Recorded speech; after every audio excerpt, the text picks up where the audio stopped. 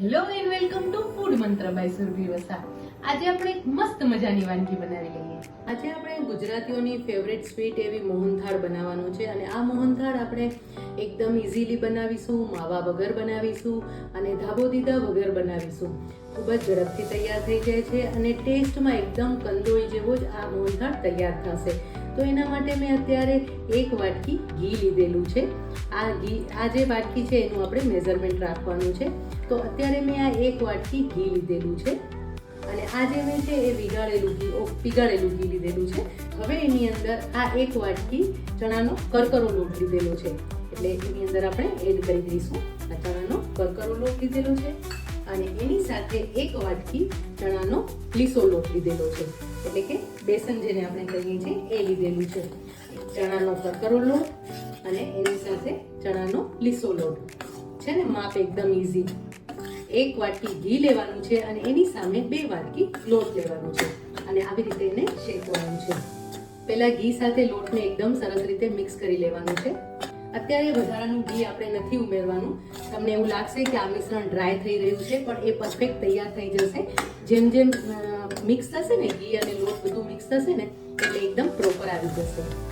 જો મિશ્રણ ગરમ થાય છે અને જેમ જેમ શેકાવા લાગે છે એવી રીતે ભેગું થતું જાય છે. જે પેલા એકદમ પૂરું દેખાતું હતું એ હવે બરાબર થતું જાય છે. આવી રીતે જ આપણે મિશ્રણને શેકી લઈશું. આ જે પ્રોસેસ છે એ સ્લો ફ્લેમ પર કરવાની છે, ફાસ્ટ ફ્લેમ પર નથી કરવાની. જેમ જેમ ગરમ થશે એમ જે લોટમાંથી ઘી છે એ રિલીઝ થશે અને મિશ્રણ એકદમ સરસ તૈયાર થશે. જો તમે જોઈ શકો છો કે પહેલા કરતા મિશ્રણ છે વધારે ઢીલું થયું છે. ધીમે ધીમે એમાંથી ઘી રિલીઝ થઈ રહ્યું છે. હવે એનો થોડો કલર બદલાય ને ત્યાં સુધી આપણે એને શેકીશું.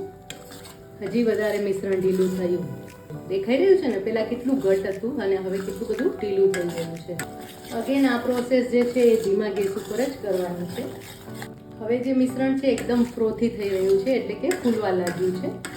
આ સ્ટેજ ઉપર હવે આપણે એનું સિક્રેટ ઇન્ગ્રેડિયન્ટ ઉમેરવાનું છે અને એ છે મલાઈ. તો અત્યારે આપણે જે માપ પ્રમાણે લીધેલું હતું એ જ માપ પ્રમાણે આપણે અડધી વાટકી મલાઈ ઉમેરી લઈશું અને એને મિક્સ કરી લેવાનું છે. આના કારણે શું થશે કે જે તમે લોટ એડ કર્યો છે અને જે કરકરો લોટ અને લીસો લોટ જે એડ કર્યો છે એ કરકરા લોટના જે દાણા છે એકદમ સરસ સોફ્ટ થઈ જશે અને જે દાણેદાર આપણે મોહનથાળ જોઈએ છે એવું જ એનું સરસ ટેક્સચર આવી જશે કે જ્યારે આપણે ધાબો દઈ અને મોહનથાળ બનાવતા હોઈએ અને એનું જે ટેક્સચર આવે એવું જ ટેક્સચર આ મલાઈ એડ કરવાથી આવે છે. હવે એની અંદર આટલું દૂધ ઉમેરીશું, એટલે કે લગભગ 2 ટેબલ સ્પૂન જેટલું દૂધ ઉમેરી લઈશું અને મિક્સ કરી લેવાનું છે. હવે આ મિશ્રણનો કલર ચેન્જ થાય ત્યાં સુધી આપણે એને કૂક થવા દેવાનું છે. જોઈ શકો છો કે આ જે મિશ્રણ છે એનો કલર થોડો ચેન્જ થયો છે. હવે આપણે ચાસણી તૈયાર કરવાની છે.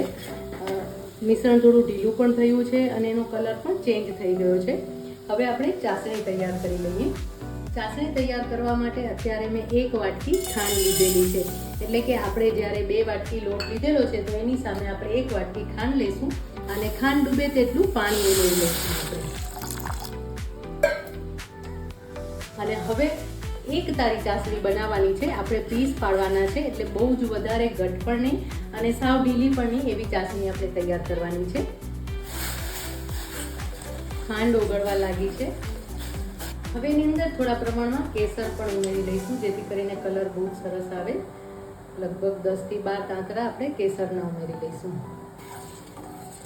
જો કલર એકદમ સરસ આવી ગયો છે કેસરનો.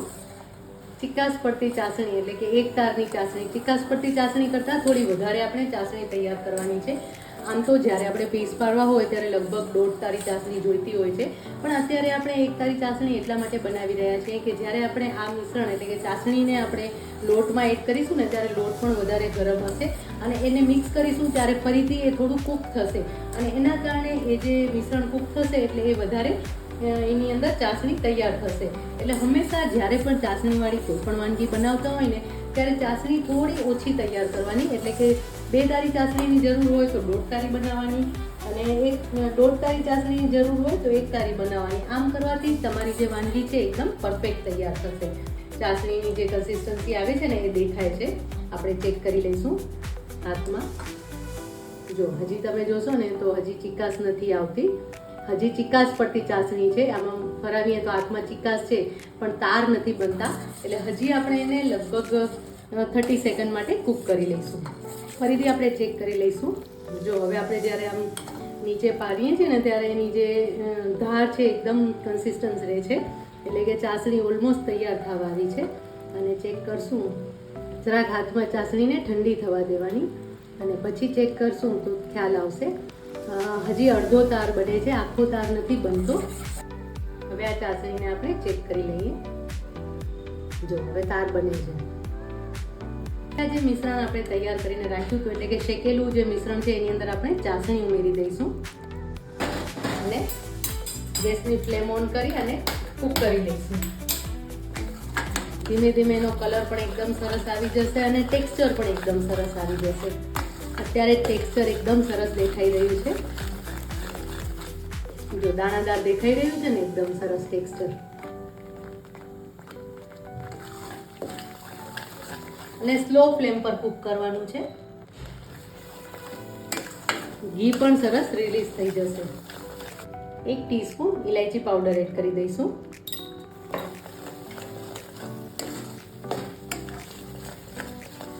એકથી 2 મિનિટ સુધી હલાવતા રહીશું, એટલે જેથી કરીને આપણે જેવું ટેક્સચર જોઈએ છે એવું ટેક્સચર આવી જશે. અને આપણે આ મોહનથાળના પીસ કરવાના છે, એટલે એને જે થિકનેસ જોઈએ છે એ પણ આપણે મળી જશે.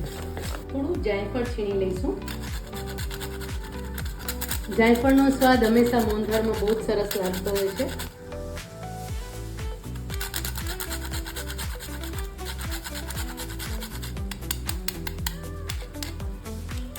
લગભગ 1/4 ટીસ્પૂન જેટલું. અને હવે તમે જોઈ શકો છો કે એનું ટેક્સચર છે એકદમ સરસ આવી ગયું છે. જો એકદમ સરસ દાણાદાર દેખાઈ રહ્યું છે. હવે ફ્લેમ ઓફ કરી દઈશું.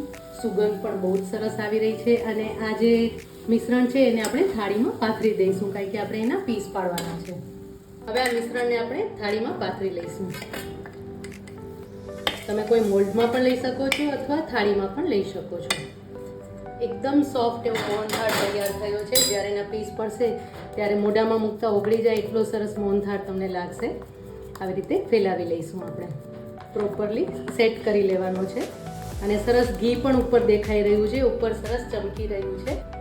બહુ જ વધારે પણ ઘી નથી, એકદમ પરફેક્ટ ઘી એડ થયેલું છે. લુકમાં એકદમ બહાર જેવો જ દેખાઈ રહ્યો છે. અને જ્યારે એના પીસ પડશે ત્યારે હજી આનાથી વધારે એકદમ સરસ દેખાશે. કોર્નરથી એકદમ સરસ સેટ કરી લઈશું. હવે આ જે મોહનથાળ તૈયાર થયો છે એને લગભગ 1 થી 2 કલાક માટે આપણે સેટ થવા દઈશું અને પછી પીસ પાડી અને સર્વ કરી લઈશું. મોહનથાળ બનાવે અરાઉન્ડ 1 થી 1.5 કલાક થઈ ગયું છે અને સરસ ઠંડો પણ થઈ ગયો છે. હવે એના પીસ પાડી લેવાના છે. આવી રીતે આપણે પીસ પાડી લઈશું. એકદમ સોફ્ટ એવો મોહનથાળ તૈયાર થયો છે. એની ચાસણી પણ એકદમ પરફેક્ટ તૈયાર થઈ છે, એટલે પીસ પણ એકદમ સરસ પડી રહ્યા છે. અને ખાવામાં પણ મોઢામાં મૂકતા જ ઓગળી જાય ને એવો મોહનથાળ તૈયાર થયો છે. મોહનથાળના પીસ આપણે પાડી દીધા છે. હવે એના પીસ છે એને છૂટા કરી લઈશું. એકદમ સોફ્ટ એવો મોહનથાળ તૈયાર થયો છે. એનો લુક એટલો બધો સરસ છે અને એકદમ દાણેદાર મોહનથાળ છે. તમે જોઈ શકો છો ચારે બાજુથી કે એકદમ સરસ દાણેદાર એવો મોહનથાળ તૈયાર થયો છે. આ મોહનથાળ તમે કોઈને ગિફ્ટમાં આપો તો પણ બહુ જ સરસ લાગે અને બહુ જ ઇઝીલી બની જાય છે. એવું કહી શકાય કે 20 થી 25 મિનિટમાં આ મોહનથાળ તૈયાર થઈ જાય છે. હવે આ મોહનથાળને આપણે સર્વ કરી લઈએ.